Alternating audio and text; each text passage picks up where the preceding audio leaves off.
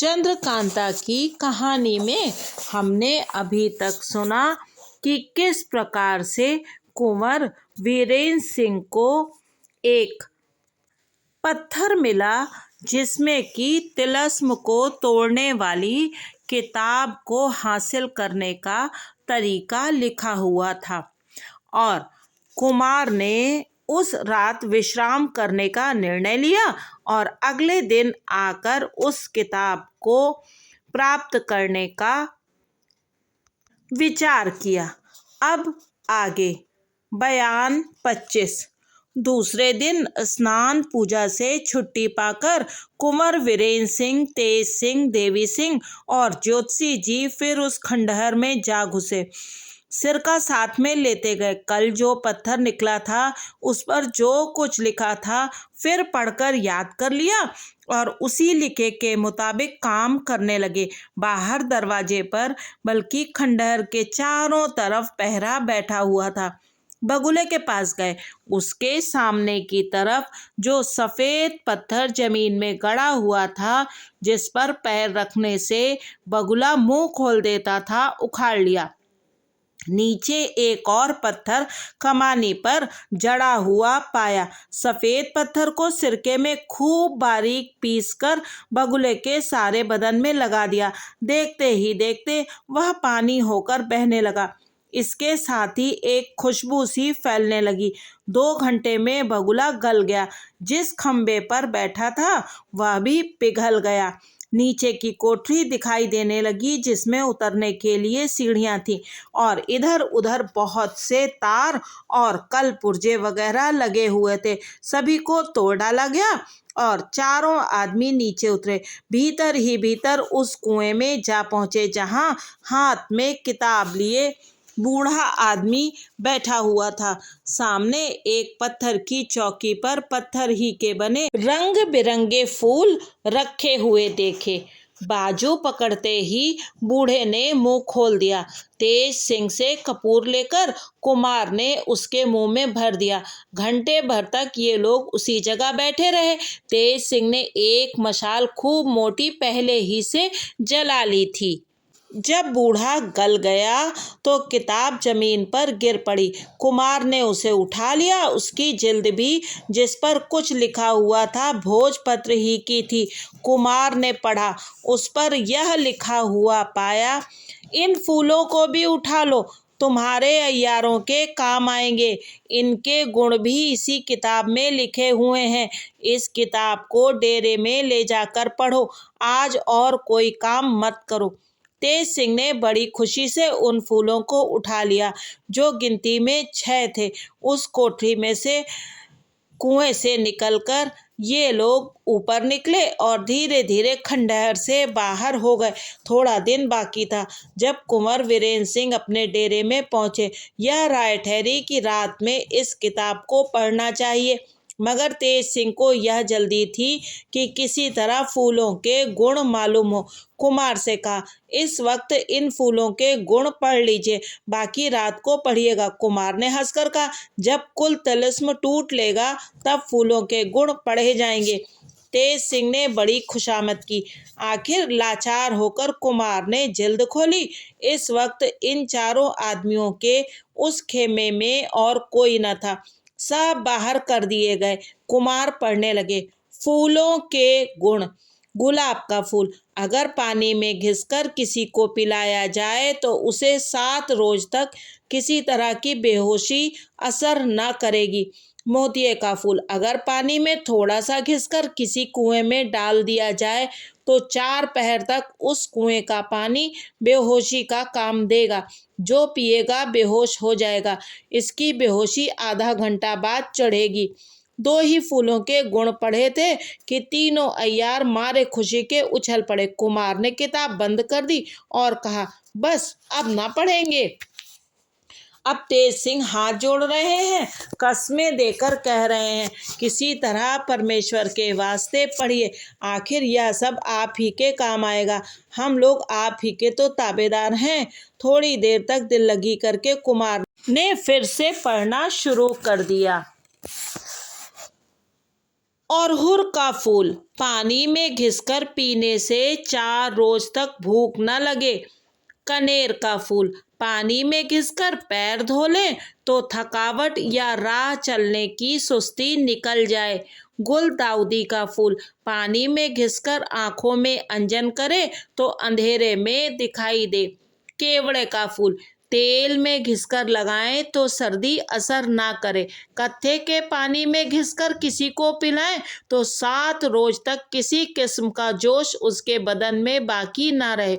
इन फूलों को बड़ी खुशी से तेज सिंह ने अपने बटुए में डाल लिया। देवी सिंह और ज्योतिषी जी मांगते ही रहे मगर देखने को भी ना दिया। बयान 26। इन फूलों को पाकर तेज सिंह जितने खुश हुए शायद अपनी उम्र में आज तक कभी ऐसे खुश न हुए होंगे। एक तो पहले ही अय्यारी में बड़े चढ़े थे, आज इन फूलों ने इन्हें और बढ़ा दिया। अब कौन है जो इनका मुकाबला करे। हाँ, एक चीज की कसर रह गई, लोपांजन या कोई गुटखा इस तिलिस्म में से इनको ऐसा न मिला जिससे ये लोगों की नजरों से छिप जाते। और अच्छा ही हुआ जो ना मिला, नहीं तो इनकी अय्यारी की तारीफ ना होती। क्योंकि जिस आदमी के पास कोई ऐसी चीज हो जिससे वह गायब हो जाए तो फिर अय्यारी सीखने की जरूरत ही क्या रहे। गायब होकर जो चाहा कर डाला। आज की रात इन चारों को जागते ही बीती।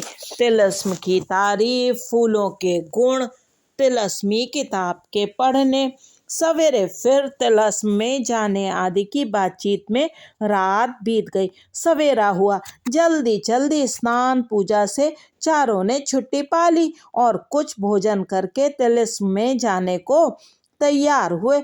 कुमार ने तेज सिंह से कहा, हमारे पलंग पर से तिलिस्मी किताब उठाकर तुम लेते चलो, वहां फिर एक दफा पढ़कर तब कोई काम करेंगे।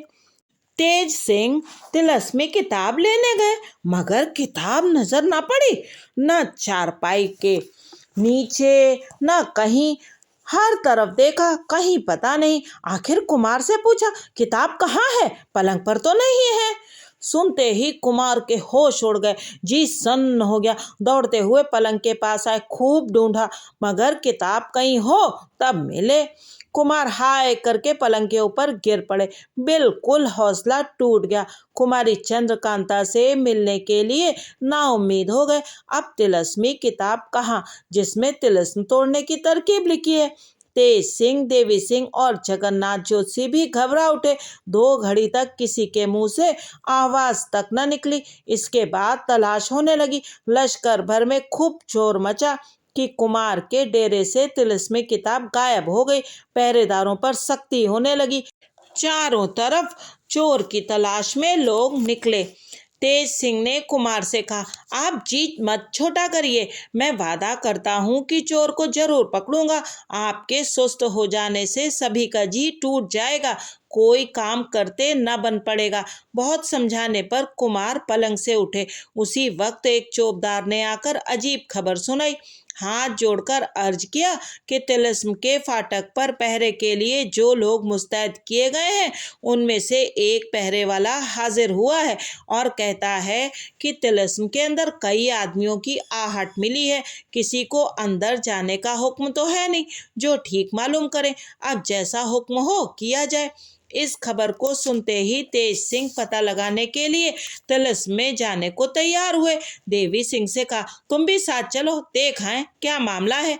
ज्योतिषी जी बोले, हम भी चलेंगे। कुमार भी उठ खड़े हुए। आखिर ये चारों तिलिस्म में चले। बाहर फतेह सिंह सेनापति मिले। कुमार ने उनको भी साथ ले लिया।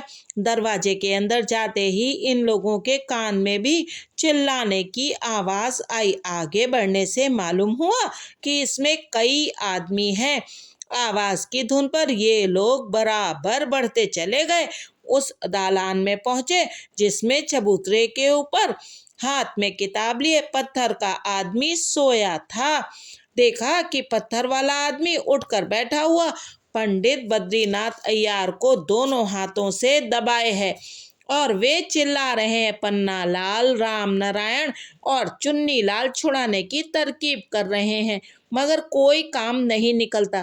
तिलस्मी किताब के खो जाने का इन लोगों को बड़ा भारी गम था, मगर इस वक्त पंडित बद्रीनाथ अय्यार की यह दशा देखकर सभी को हंसी आ गई। एकदम खिलखिलाकर हंस पड़े। उन अय्यारों ने पीछे मुड़कर देखा तो कुंवर वीरेंद्र सिंह मैं तीनों अय्यारों के खड़े हैं, साथ में फतेह सिंह सेनापति हैं। तेज सिंह ने ललकार कर कहा, वाह खूब, जैसी जिसकी करनी होती है उसको वैसा ही फल मिलता है, इसमें कोई शक नहीं। बेचारे कुंवर वीरेंद्र सिंह को बेकसूर तुम लोगों ने सताया, इसी की सजा तुम लोगों को मिली। परमेश्वर भी बड़ा इंसाफ करने वाला है। क्यों पन्नालाल, तुम लोग जानबूझकर क्यों फंसते हो? तुम लोगों को तो किसी ने नहीं पकड़ा है, फिर बद्रीनाथ के पीछे क्यों जान देते हो? इनको इसी तरह छोड़ दो, तुम लोग जाओ हवा खाओ। पन्नालाल ने कहा, भला इनको ऐसी हालत में छोड़कर हम लोग कहीं जा सकते हैं? अब तो आपके जो जी में आए सो कीजिए, हम लोग हाजिर हैं। तेज सिंह ने पंडित बद्रीनाथ के पास जाकर कहा, पंडित जी प्रणाम। क्यों, मिजाज कैसा है? क्या आप तिलिस्म तोड़ने आए थे? अपने राजा को तो पहले छुड़ा लिए होते। खैर, शायद तुमने यह सोचा कि हम ही तिलिस्म तोड़कर कुल खजाना ले लें और खुद चुनारगढ़ के राजा बन जाए। देवी सिंह ने भी आगे बढ़कर कहा, बद्रीनाथ भाई, तिलिस्म तोड़ना तो उसमें से कुछ मुझे भी दे देना, अकेले मत उड़ा जाना। जोशी जी ने कहा, बद्रीनाथ जी, अब तो तुम्हारे ग्रह बिगड़े हैं। खैरियत तभी है कि वह तिलस्मी किताब हमारे हवाले कर दो, जिससे आप लोगों ने रात को चुराया है। बद्रीनाथ सब की सुनते, मगर सिवा जमीन देखने के जवाब किसी को नहीं देते थे। पन्नालाल राम नारायण और चुन्नीलाल पंडित बद्रीनाथ को छोड़ अलग हो गए और कुमार से बोले, ईश्वर के वास्ते किसी तरह बद्रीनाथ की जान बचाइए। कुमार ने कहा, भला हम क्या कर सकते हैं, सारा हाल तिलिस्म का मालूम नहीं। जो किताब तिलिस्म से मुझको मिली थी, जिसे पढ़कर तिलिस्म तोड़ते वह तुम लोगों ने गायब कर ली। अगर मेरे पास होती तो उसमें देखकर कोई तरकीब इनके छुड़ाने की करता। हाँ, अगर तुम लोग वह किताब मुझे दे दो तो जरूर बद्रीनाथ इस आफत से छूट सकते हैं। यह सुनकर पन्नालाल ने तिरछी निगाहों से बद्रीनाथ की तरफ देखा। उन्होंने भी कुछ इशारा किया। पन्नालाल ने कुमार से कहा, हम लोगों ने किताब नहीं चुराई है, नहीं तो ऐसी बेबसी की हालत में जरूर दे देते। या तो किसी तरह से पंडित बद्रीनाथ को छुड़ाइए या हम लोगों के वास्ते यह हुक्म दीजिए कि बाहर जाकर इनके लिए कुछ खाने का सामान लाकर खिलाएं। बल्कि जब तक आपको किताब ना मिले आप तिलिस्म ना तोड़ लें, बद्रीनाथ उसी तरह बेबस रहें, तब तक हम लोगों में से किसी को खिलाने पिलाने के लिए यहाँ आने जाने का हुक्म हो। देवी सिंह ने कहा, पन्नालाल, भला या तो कहो, अगर कई रोज तक बद्रीनाथ इसी तरह कैद रह गए तो खाने पीने का बंदोबस्त तो तुम लोग कर लोगे, जाकर ले आओगे, लेकिन अगर इनको दिशा मालूम पड़ेगी तो क्या उपाय करोगे? उसको कहाँ ले जाकर फेंकोगे या इसी तरह इनके नीचे ढेर लगा रहेगा? इसका जवाब पन्नालाल ने कुछ न दिया। तेज सिंह ने कहा, सुनो जी, अय्यारों को अय्यार लोग खूब पहचानते हैं। अगर तुम्हारे आने जाने के लिए कुमार हुक्म नहीं देते तो हम हुक्म देते हैं कि आया करो और जिस तरह बने बद्रीनाथ की हिफाजत करो। तुम लोगों ने हमारा बड़ा हर्ज किया, तिलस्मी किताब चुरा ली और अब मुकरते हो। इस वक्त हमारे अख्तियार में सब कुछ है, जिसके साथ चाहे जो करो। सीधी तरह से ना दो तो डंडों के जोर से किताब ले लूं, मगर नहीं, छोड़ देता हूं और खूब होशियार कर देता हूं। किताब संभाल कर रखना, मैं बिना लिए न छोड़ूंगा और तुम लोगों को गिरफ्तार भी न करूंगा। तेज सिंह की बात सुनकर पंडित बद्रीनाथ लाल हो गए और बोले, इस वक्त हमको बेबस देखकर शेखी करते हो? यह हिम्मत तो तब जाने कि हमारे छूटने पर कह बदकर कोई अय्यारी करो और जीत जाओ। क्या तुम ही दुनिया में एक अय्यार हो? हम भी जोर देकर कहते हैं कि हम ही ने तुम्हारी तिलस्मी किताब चुराई है, मगर हम लोगों में से किसी को कैद किए या सताए बिना तुम नहीं पा सकते। यह शेखी तुम्हारी न चलेगी कि अय्यारों को गिरफ्तार भी न करो, बल्कि आने जाने के लिए छुट्टी दे दो और किताब भी ले लो। ऐसा कर लो तो उसी दिन से हम लोग तुम्हारे गुलाम हो जाएं और महाराज शिवदत्त को छोड़कर कुमार की ताबेदारी करें। मैं बता देता हूँ कि किताब भी ना दूंगा और यहाँ से छूट कर भी निकल जाऊंगा। तेज सिंह ने कहा, मैं भी कसम खाकर कहता हूँ कि बिना तुम लोगों को कैद किए अगर किताब ना ले लो तो फिर अय्यारी का नाम ना लो और सिर मुड़ाकर दूसरे देश में निकल जाऊं। मुझको भी तुम लोगों से एक ही दफा में फैसला कर लेना है। इस बात पर तेज सिंह और बद्रीनाथ दोनों ने कस्में खाई। बेचारे कुंवर वीरेंद्र सिंह सभी का मुंह देखते थे, कुछ कहते पर नहीं पड़ता था। तेज सिंह ने देवी सिंह और ज्योतिषी जी को अलग ले जाकर कान में कुछ कहा और दोनों उसी वक्त तिलिस्म से बाहर हो गए। फिर तेज सिंह बद्रीनाथ के पास आकर बोले, हम लोग जाते हैं। पन्नालाल, रामनारायण और चुन्नीलाल को जहाँ जी चाहे भेजो और अपने छुड़ाने की जो तरकीब सूझे करो। पहरेदारों को कह दिया जाता है कि वे तुम्हारे साथियों को आते जाते न रोकेंगे। कुमार को लेकर तेज सिंह अपने डेरे पर पहुंचे। देखा तो ज्योतिषी जी बैठे हैं। तेज सिंह ने पूछा, क्यों ज्योतिषी जी, देवी सिंह गए? ज्योतिषी जी, हाँ वे तो गए। तेज सिंह, आपने अभी कुछ देखा कि नहीं? ज्योतिषी, हाँ पता लगा, पर आफत नजर आती है। तेज सिंह, क्या? ज्योतिषी, रमल से मालूम होता है कि उन लोगों के हाथ से भी किताब निकल गई और अभी तक कहीं रखी नहीं गई। देखें देवी सिंह क्या करके आते हैं, हम भी जाते तो अच्छा होता। तेज सिंह, तो फिर आप राह क्यों देखते हैं, जाइए, हम भी अपनी धुन में लगते हैं। यह सुन ज्योतिषी जी वहां से तुरंत चले गए। कुमार ने कहा, भला कुछ हमें भी तो मालूम हो कि तुम लोगों ने क्या सोचा, क्या कर रहे हो और क्या समझकर तुमने उन लोगों को छोड़ दिया। मैं तो जरूर यही कहूँगा कि इस वक्त तुम्ही ने शेखी में आकर काम बिगाड़ दिया, नहीं तो वे लोग हमारे हाथ में फंस चुके थे। तेज सिंह ने कहा, मेरा मतलब आप अभी तक नहीं समझे। किताब तो मैं उनसे ले ही लूँगा, मगर जहाँ तक बने उन सभी को एक ही दफ़ा में अपना चेला भी करूँ, नहीं तो यह रोज रोज की अय्यारी में कहाँ तक होशियारी चलेगी। सिवा जिद और बदाबदी के अय्यार कभी ताबेदारी कबूल नहीं करते, चाहे जान चली जाए। मालिक का संग कभी न छोड़ेंगे। कुमार ने कहा, इससे तो हमको और आश्चर्य हुआ। ईश्वर न करे कहीं तुम हार गए और बद्रीनाथ छूट कर निकल गए तो क्या तुम हमारा भी संग छोड़ दोगे? तेज सिंह, बेशक छोड़ दूंगा, फिर अपना मुंह न दिखाऊंगा। कुमार, तो तुम आप भी गए और मुझे भी मारा, अच्छी दोस्ती अदा की। हाय, अब क्या करूं? भला या तो बताओ कि देवी सिंह और ज्योतिषी जी कहाँ गए? तेज सिंह, अभी ना बताऊंगा, पर आप डरिए मत, ईश्वर चाहेगा तो सब काम ठीक होगा और मेरा आपका साथ भी न छूटेगा। आप बैठिए, मैं 2 घंटे के लिए कहीं जाता हूँ। कुमार, अच्छा जाओ। तेज सिंह वहां से चले गए। फतेह सिंह को भी कुमार ने विदा किया। अब देखना चाहिए कि ये लोग क्या करते हैं और कौन जीतता है। बयान 27। तेज सिंह, देवी सिंह और ज्योतिषी जी के चले जाने पर कुमार बहुत देर तक सुस्त बैठे रहे। तरह तरह के ख्याल पैदा होते रहे। जरा खटका हुआ और दरवाजे की तरफ देखने लगते कि शायद तेज सिंह या देवी सिंह आते हों। जब किसी को नहीं देखते तो फिर हाथ पर गाल रखकर सोच विचार में पड़ जाते। पहर भर दिन बाकी रह गया पर तीनों अय्यारों में से कोई भी लौट कर न आया। कुमार की तबीयत और भी घबराई, बैठा न गया। डेरे के बाहर निकले। कुमार को डेरे से बाहर होते देख बहुत से मुलाजिम सामने आ खड़े हुए। बगल ही में फतेह सिंह सेनापति का डेरा था। सुनते ही कपड़े बदले, हरबों को लगाकर वे भी बाहर निकल आए और कुमार के पास आकर खड़े हो गए। कुमार ने फतेह सिंह से कहा, चलो जरा घूम आए, मगर हमारे साथ और कोई ना आए। या कहकर आगे बढ़े। फतेह सिंह ने सभी को मना कर दिया। लाचार कोई साथ न हुआ। ये दोनों धीरे धीरे टहलते हुए डेरे से बहुत दूर निकल गए।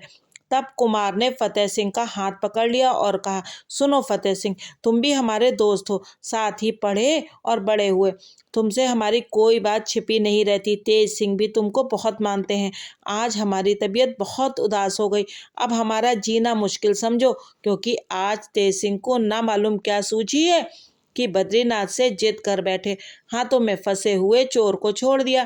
न जाने अब क्या होता है, किताब हाथ लगे या ना लगे, तिलिस्म टूटे या न टूटे, चंद्रकांता मिले या तिलिस्म ही में तड़प तड़प कर मर जाए।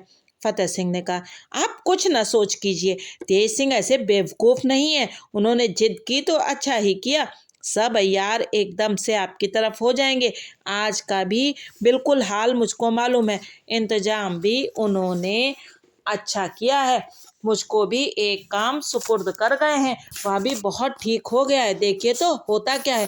बातचीत करते करते दोनों बहुत दूर निकल गए। यकायक इन लोगों की निगाह कई औरतों पर पड़ी जो इनसे बहुत दूर न थी।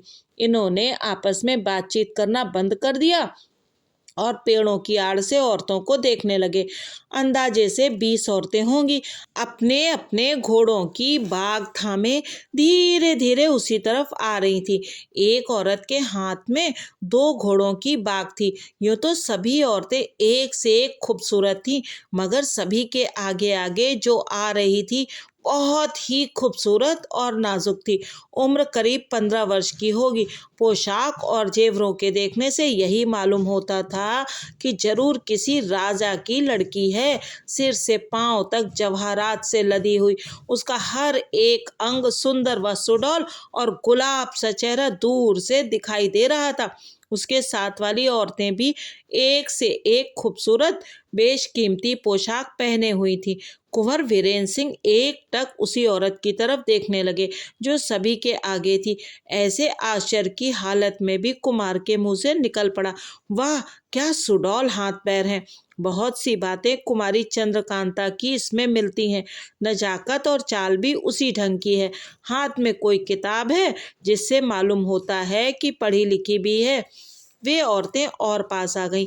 अब कुमार को बखूबी देखने का मौका मिला। जिस जगह पेड़ों की आड़ में ये दोनों छिपे हुए थे, किसी की निगाह नहीं पड़ सकती थी। वह औरत जो सबसे आगे आगे आ रही थी, जिसको हम राजकुमारी कह सकते हैं, चलते चलते अटक गई। उस किताब को खोलकर देखने लगी। इसके साथ ही दोनों आंखों से आंसू गिरने लगे। कुमार ने पहचाना, यह वही तिलस्मी किताब है, क्योंकि इसकी जिल्द पर एक तरफ मोटे मोटे सुनहरे हरफों में तिलस्म लिखा हुआ है। सोचने लगे, इस किताब को तो अय्यार लोग चुरा ले गए थे। तेज सिंह इसकी खोज में गए हैं। इसके हाथ यह किताब कैसे लगी? यह कौन है और किताब देखकर रोती क्यों है? तृतीय भाग। बयान 1। वह नाजुक औरत जिसके हाथ में किताब है और जो सब औरतों के आगे आगे आ रही है, कौन और कहाँ की रहने वाली है, जब तक यह न मालूम हो जाए तब तक हम उसको वन कन्या के नाम से लिखेंगे। धीरे धीरे चलकर वन कन्या जब उन पेड़ों के पास पहुंची जिधर आड़ में कुंवर वीरेंद्र सिंह और फतेह सिंह छिपे खड़े थे, तो ठहर गई और पीछे मुड़कर देखा। इसके साथ एक और जवान, नाजुक तथा चंचल औरत अपने हाथ में एक तस्वीर लिए हुए चल रही थी, जो वन कन्या को अपनी तरफ देखते देखते आगे बढ़ाई। वन कन्या ने अपनी किताब उसके हाथ में दे दी और तस्वीर उससे ले ली। वन कन्या ने तस्वीर की तरफ देख लंबी सांस ली, साथ ही उसकी आंखें डबडबाईं, बल्कि कई बूंद आंसुओं की भी गिर पड़ी। इस बीच में कुमार की निगाह भी उसी तस्वीर पर जा पड़ी। एक टक देखते रहे और जब वन कन्या बहुत दूर निकल गई तब फतेह सिंह से बातचीत करने लगे। कुमार, क्यों फतेह सिंह, यह कौन है, कुछ जानते हो? फतेह सिंह, मैं कुछ भी नहीं जानता, मगर इतना कह सकता हूँ कि किसी राजा की लड़की है। कुमार, यह जो किताब इसके हाथ में है जरूर वही है जो मुझको तिलिस्म से मिली थी, जिसको शिवदत्त के अय्यारों ने चुराया था, जिसके लिए तेज सिंह और बद्रीनाथ में बदाबदी हुई और जिसकी खोज में हमारे अय्यार लगे हुए हैं। फतेह सिंह, मगर फिर वह किताब इसके हाथ कैसे लगी? कुमार, इसका तो ताज्जुब हुआ है, मगर इससे भी ज्यादा ताज्जुब की एक बात और है, शायद तुमने ख्याल नहीं किया। फतेह सिंह, नहीं, वह क्या? कुमार, वह तस्वीर भी मेरी ही है, जिसे बगल वाली औरत के हाथ से उसने ले लिया था। फतेह सिंह, यह तो आपने और आश्चर्य की बात सुनाई। कुमार, मैं तो अजब हैरानी में पड़ा हूँ, कुछ समझ ही नहीं आता कि क्या मामला है। अच्छा चलो पीछे पीछे चलकर देखें, ये सब जाती कहाँ हैं? फतेह सिंह, चलिए। कुमार और फतेह सिंह उसी तरफ चले जिधर वे औरतें गई थीं। थोड़ी ही दूर गए होंगे कि पीछे से किसी ने आवाज दी। पलटकर देखा तो तेज सिंह पर नजर पड़ी। ठहर गए। जब पास पहुंचे तो उन्हें घबराए हुए और बदहोशो हवास देखकर पूछा, क्यों, क्या है जो ऐसी सूरत बनाए हो? तेज सिंह ने कहा, है क्या, बस हम आपसे जिंदगी भर के लिए जुदा होते हैं। इससे ज्यादा न बोल सके। गला भर आया। आंखों से आंसुओं की बूंदें टपाटप गिरने लगी। तेज सिंह की अधूरी बात सुन और उनकी ऐसी हालत देख कुमार भी बेचैन हो गए, मगर यह कुछ भी न जान पड़ा कि तेज सिंह के इस तरह बेदिल होने का क्या सबब है। फतेह सिंह से इनकी यह दशा देखी न गई। अपने रुमाल से दोनों की आंखें पोंछी। इसके बाद तेज सिंह से पूछा, आपकी ऐसी हालत क्यों हो रही है? कुछ मुझसे तो कहिए। क्या सबब है जो जन्म भर के लिए आप कुमार से जुदा होंगे? तेज सिंह ने अपने को संभाल कर कहा, तिलस्मी किताब हम लोगों के हाथ न लगी और न मिलने की कोई उम्मीद है, इसलिए अपने कॉल पर सिर मुंडाकर निकल जाना पड़ेगा। इसका जवाब कुंवर वीरेंद्र सिंह और फतेह सिंह कुछ देना ही चाहते थे कि देवी सिंह और पंडित जगन्नाथ जोशी भी घूमते हुए आ पहुंचे। जोशी जी ने पुकार कर कहा, तेज सिंह घबराइए मत, अगर आपको किताब ना मिली तो उन लोगों के पास भी ना रही। जो मैंने पहले कहा था वही हुआ, उस किताब को कोई तीसरा ही ले गया। अब तेज सिंह का जी कुछ ठिकाने हुआ। कुमार ने कहा, वाह खूब, आप भी रोए और मुझको भी रुलाया। जिसके हाथ में किताब पहुंची उसे मैंने देखा, मगर उसका हाल कहने का कुछ मौका तो मिला नहीं, तुम पहले ही रोने लगे। इतना कहकर कुमार ने उस तरफ देखा जिधर वे औरतें गई थी, मगर कुछ दिखाई ना पड़ा। तेज सिंह ने घबरा कर कहा, आपने किसके हाथ में किताब देखी? वह आदमी कहाँ है? कुमार ने जवाब दिया, मैं क्या बताऊं कहाँ है, चलो उस तरफ शायद दिखाई दे जाए। हाय, विपत पर विपत बढ़ती ही जाती है। आगे आगे कुमार तथा पीछे पीछे तीनों अय्यार और फतेह सिंह उस तरफ चले जिधर वे औरतें गई थी, मगर तेज सिंह, देवी सिंह और जोशी जी हैरान थे कि कुमार किसे खोज रहे हैं, वह किताब किसके हाथ लगी है। जब देखा ही था तो छीन क्यों न लिया। कई दफा चाहा कि कुमार से इन सब बातों को पूछे, मगर उनको घबराए हुए इधर उधर देखते और लंबी लंबी सांसें लेते देख तेज सिंह ने कुछ न पूछा। पहर भर तक कुमार ने चारों तरफ खोजा, मगर फिर उन औरतों पर निगाह न पड़ी। आखिर आंखें डबडबाईं और एक पेड़ के नीचे खड़े हो गए। तेज सिंह ने पूछा, आप कुछ खुलासा कहिए भी तो कि क्या मामला है। कुमार ने कहा, अब इस जगह कुछ न कहेंगे, लश्कर में चलो, फिर जो कुछ है सुन लेना। सब कोई लश्कर में पहुंचे। कुमार ने कहा, पहले तिलस्मी खंडहर में चलो, देखें बद्रीनाथ की क्या कैफियत है। यह कहकर खंडहर की तरफ चले। अय्यार सब पीछे पीछे रवाना हुए। खंडहर के दरवाजे के अंदर पैर रखा ही था कि सामने से पंडित बद्रीनाथ, पन्नालाल वगैरह आते दिखाई पड़े। कुमार, यह देखो वे लोग इधर ही चले आ रहे हैं, मगर हैं यह बद्रीनाथ छूट कैसे गए? तेज सिंह, बड़े ताज्जुब की बात है। देवी सिंह, कहीं किताब उन लोगों के हाथ तो नहीं लग गई? अगर ऐसा हुआ तो बड़ी मुश्किल होगी। फतेह सिंह, इससे निश्चिंत रहो, वह किताब इनके हाथ अब तक नहीं लगी है। हाँ, आगे मिल जाए तो मैं नहीं कह सकता, क्योंकि अभी थोड़ी ही देर हुई है, वह दूसरे के हाथ में देखी जा चुकी है। इतने में बद्रीनाथ वगैरह पास आ गए। पन्नालाल ने पुकार कर कहा, क्यों तेज सिंह, अब तो हार गए ना? तेज सिंह, हम क्यों हारे?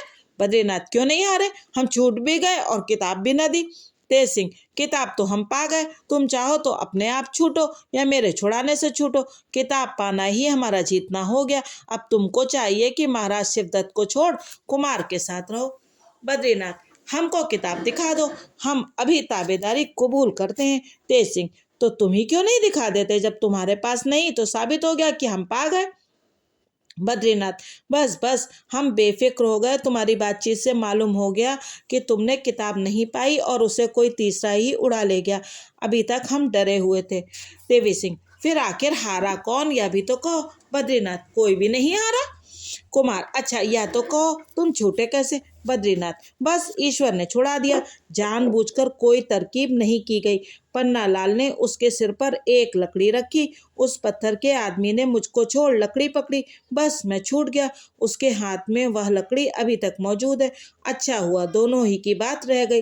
बद्रीनाथ, कुमार, मेरा तो जी चाहता है आपके साथ रहूं, मगर क्या करूं, नमक हरामी नहीं कर सकता, कोई तो सबब होना ही चाहिए। अब मुझे आज्ञा हो तो विदा हो। कुमार, अच्छा जाओ। ज्योतिषी जी, अच्छा हमारी तरफ नहीं होते तो ना सही, मगर अय्यारी तो बंद करो। तेज सिंह, वाह ज्योतिषी जी, आखिर वेद पाठी ही रहे, अय्यारी से क्या डरना। ये लोग जितना जी चाहे जोर लगा लें। पन्नालाल, खैर देखा जाएगा, अभी तो जाते ही हैं। जय माया की। तेज सिंह, जय माया की। बद्रीनाथ वगैरह वहां से चले गए। फिर कुमार भी तिलिस्म में न गए और अपने डेरे में चले आए। रात को कुमार के डेरे में सब अय्यार और फतेह सिंह इकट्ठे हुए। दरबानों को हुक्म दिया कि कोई अंदर ना आने पाए। तेज सिंह ने कुमार से पूछा, अब बताइए किताब किसके हाथ में देखी थी? वह कौन है जिससे आपने किताब लेने की कोशिश न की? कुमार ने जवाब दिया, या तो मैं नहीं जानता कि वह कौन है, लेकिन जो भी है, अगर कुमारी चंद्रकांता से बढ़कर नहीं है तो किसी तरह कम भी नहीं है। उसके हुस्न ने मुझे उससे किताब छीनने न दी। तेज सिंह ताज्जुब से, कुमारी चंद्रकांता से और उस किताब से क्या संबंध? खुलासा कहिए तो कुछ मालूम हो। कुमार, क्या कहें, हमारी तो अजब हालत है। ऊंची सांस लेकर चुप ही रहे। तेज सिंह, आपकी विचित्र ही दशा हो रही है, कुछ समझ में नहीं आता। फतेह सिंह की तरफ देखकर, आप तो इनके साथ है, आप ही खुलासा हाल कहिए। ये तो 12 दफा लंबी सांस लेंगे तो 1.5 बात कहेंगे। जगह जगह तो इनको इश्क पैदा होता है, एक बला से छूटे नहीं और दूसरी खरीदने को तैयार हो गए। फतेह सिंह ने सब हाल खुलासा कह सुनाया। तेज सिंह बहुत हैरान हुए कि वह कौन थी और उसने कुमार को पहले कब देखा, कब आशिक हुई और तस्वीर कैसे उतरवा मंगाई। जोशी जी ने कई दफा रमल फेंका मगर खुलासा हाल मालूम न हो सका। इतना ही कहा, वह किसी राजा की लड़की है। आधी रात तक सब कोई बैठे रहे मगर कोई काम न हुआ। आखिर यह बात ठहरी कि जिस तरह बने उन औरतों को ढूंढना चाहिए। सब कोई अपने डेरे में आराम करने चले गए। रात भर कुमार को वन कन्या की याद ने सोने न दिया। कभी उसकी भोली भाली सूरत याद करते, कभी उसकी आंखों से गिरे हुए आंसुओं के ध्यान में डूबे रहते। इसी तरह करवटें बदलते और लंबी सांस लेते रात बीत गई, बल्कि घंटा भर दिन चढ़ाया, पर कुमार अपने पलंग पर से न उठे। तेज सिंह ने आकर देखा तो कुमार चादर में मुंह लपेटे पड़े हैं, मुंह की तरफ का कपड़ा बिल्कुल गीला हो रहा है। दिल में समझ गए कि वन कन्या का इश्क पूरे तौर पर असर कर गया।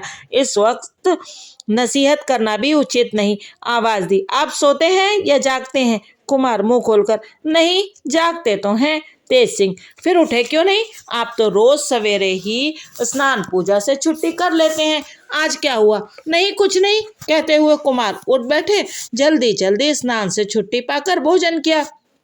तेज सिंह वगैरह इनके पहले ही सब कामों से निवृत्त हो चुके थे। उन लोगों ने भी कुछ भोजन कर लिया और उन औरतों को ढूंढने के लिए जंगल में जाने को तैयार हुए। कुमार ने कहा, हम भी चलेंगे। सभी ने समझाया, आप चलकर क्या करेंगे? हम लोग पता लगाते हैं, आपके चलने से हमारे काम में हर्ज होगा। मगर कुमार ने कहा, कोई हर्ज ना होगा, हम फतेह सिंह को अपने साथ ले चलते हैं।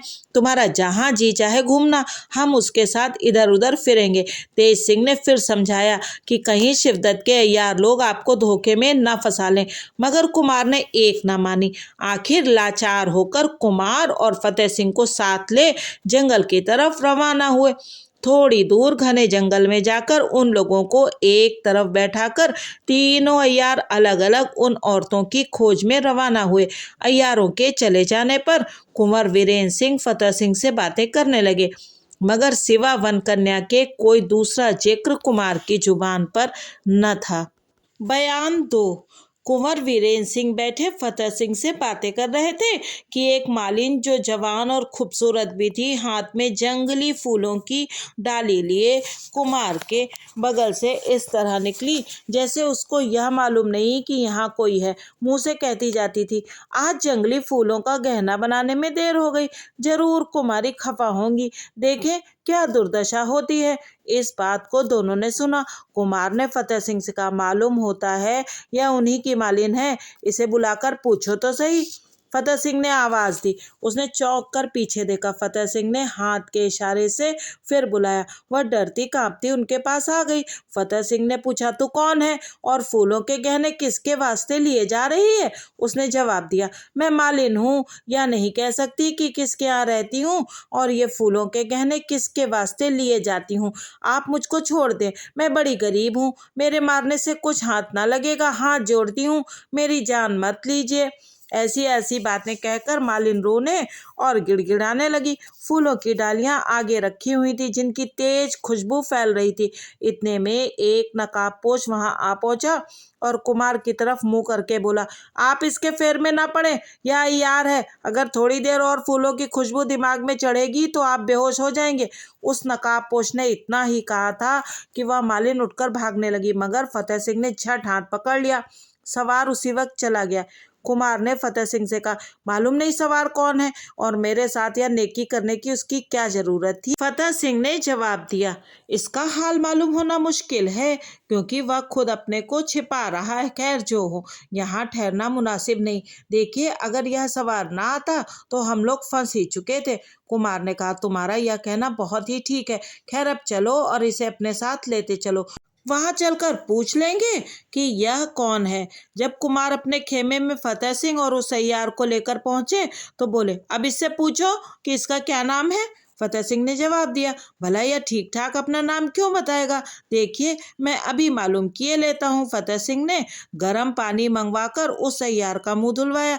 अब साफ पहचान गए कि ये पंडित बद्रीनाथ हैं। कुमार ने पूछा, क्यों, अब तुम्हारे साथ क्या किया जाए? बद्रीनाथ ने जवाब दिया, जो मुनासिब हो कीजिए। कुमार ने फतेह सिंह से कहा, इनकी तुम निगरानी करो, जब तेज सिंह आएंगे तो वही इनका फैसला करेंगे। यह सुन फतेह सिंह बद्रीनाथ को लेकर अपने खेमे में चले गए। शाम को, बल्कि कुछ रात बीते, तेज सिंह, देवी सिंह और ज्योतिषी जी लौटकर आए और कुमार के खेमे में गए। कुमार ने पूछा, कहो कुछ पता लगा? तेज सिंह, कुछ पता न लगा, दिन भर परेशान हुए मगर कोई काम न चला। कुमार ऊंची सांस लेकर, फिर अब क्या किया जाए? तेज सिंह, किया क्या जाएगा, आजकल में पता लगेगा ही। कुमार, हमने भी एक अय्यार को गिरफ्तार किया है। तेज सिंह, हैं, किसे, वो कहाँ है? कुमार, फतेह सिंह के पहरे में है, उसको बुलाकर देखो कौन है। देवी सिंह को भेजकर फतेह सिंह को मैयार के बुलवाया गया। जब बद्रीनाथ की सूरत देखी तो बहुत खुश हो गए और बोले, क्यों, अब क्या इरादा है? बद्रीनाथ, जो पहले था वही अब भी है। तेज सिंह, अब भी शिवदत्त का साथ छोड़ोगे कि नहीं?